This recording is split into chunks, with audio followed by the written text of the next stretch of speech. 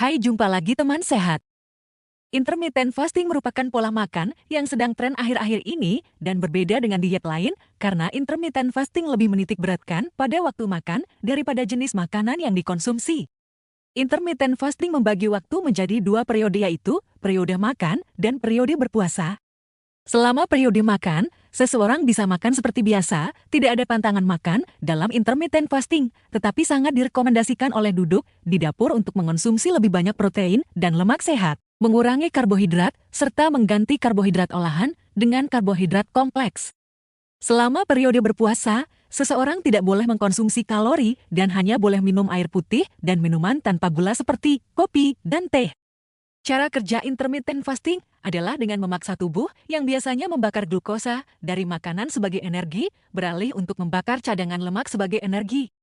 Dengan membiarkan tubuh kelaparan selama periode berpuasa, persediaan glukosa akan menipis sehingga tubuh akan mulai membakar lemak tubuh sebagai energi. Proses berpuasa ini juga akan memicu mekanisme autofagi, suatu proses alami tubuh di mana sel-sel dalam tubuh akan mendaur ulang komponen sel yang rusak, cacat, dan tidak dibutuhkan lagi. Proses autofagi ini akan membantu meningkatkan kesehatan dan fungsi sel, dan berpuasa selama kurun waktu 16 jam atau lebih akan memicu dan meningkatkan proses ini. Waktu tubuh kelaparan dan kehilangan glukosa untuk dibakar, proses autofagi akan terjadi dan akan membakar dan membuang sel yang rusak, tidak berfungsi, dan hal ini dapat membantu mencegah penyakit neurodegeneratif, kanker, dan penyakit kronis lainnya. Intermittent fasting atau diet berpuasa memiliki beberapa metode seperti metode 16-8. Metode ini membagi jam berpuasa menjadi 16 jam dan jam makan menjadi 8 jam. Waktu berpuasa dan makan bisa dipilih dan disesuaikan dengan kondisi pelaku diet. Metode 52. Metode ini membatasi asupan kalori menjadi 500 kalori selama 2 hari dan 5 hari sisanya adalah makan seperti biasa. Dan bisa juga dengan melakukan periode makan normal sebanyak 5 hari dan periode berpuasa selama 2 hari dalam seminggu. Makan sekali dalam sehari. Makan sekali dalam sehari atau one meal a day adalah tingkat paling sulit dalam intermittent fasting, di mana seseorang membatasi periode makan menjadi hanya 1 kali makan dalam 24 jam. Ini berarti seseorang akan berpuasa selama 23 jam sisanya. Sebagai salah satu program diet yang paling populer dewasa ini, intermittent fasting memberikan beberapa manfaat kesehatan potensial seperti menurunkan berat badan. Dengan memberikan periode berpuasa dan periode makan kepada tubuh, secara alami, tubuh akan kehilangan lebih banyak kalori dan peningkatan pembakaran lemak tubuh yang akan membantu penurunan berat badan secara signifikan. Intermittent fasting adalah diet terbaik untuk menurunkan berat badan secara cepat dan efektif. Menurunkan tekanan darah tinggi.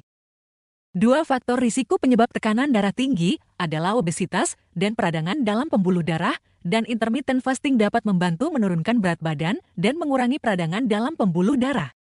Intermittent fasting juga membantu meningkatkan kesehatan endotel, lapisan sel yang melapisi pembuluh darah, sehingga berkontribusi pada peningkatan fungsi pembuluh darah dan menurunkan tekanan darah. Mengontrol kadar gula darah. Intermittent fasting dapat meningkatkan sensitivitas terhadap insulin, hormon yang mengatur kadar gula darah, dan hal ini dapat bermanfaat bagi penderita diabetes tipe 2. Meningkatkan fungsi otak. Intermittent fasting dapat meningkatkan fungsi otak dan memori dengan proses autofagi yang mendaur ulang komponen sel, membuang racun, dan memperbaiki sel yang rusak. Intermittent fasting juga mengurangi peradangan di otak yang dapat mencegah penyakit demensia, melindungi otak dari kerusakan, serta meningkatkan fungsi kognitif. Memperpanjang umur dan memperlambat penuaan. Intermittent fasting dapat mengaktifkan sirtuin, protein yang melindungi sel dari kerusakan dan memperlambat penuaan. Selain itu, intermittent fasting juga meningkatkan proses metabolisme, pembakaran lemak, serta memicu mekanisme autofagi yang akan membantu memperpanjang umur dan mencegah penyakit akibat usia. Sebagai catatan, intermittent fasting tidak cocok untuk dilakukan oleh anak-anak dalam masa pertumbuhan. Anak-anak membutuhkan nutrisi yang cukup untuk pertumbuhan dan perkembangan tubuh yang optimal, dan diet berpuasa dapat menghambat pertumbuhan dan perkembangan tubuh mereka. Wanita hamil dan menyusui. Ibu hamil dan menyusui memiliki kebutuhan nutrisi yang tinggi, dan intermittent fasting dapat membatasi asupan nutrisi penting bagi ibu dan bayi. Penderita diabetes tipe 1. Intermittent fasting dapat menyebabkan fluktuasi gula darah yang berbahaya bagi penderita diabetes tipe 1. Orang yang kekurangan berat badan atau gizi. Intermittent fasting akan memperburuk keadaan bagi orang-orang yang kekurangan berat badan atau gizi. Semoga informasi ini bisa bermanfaat.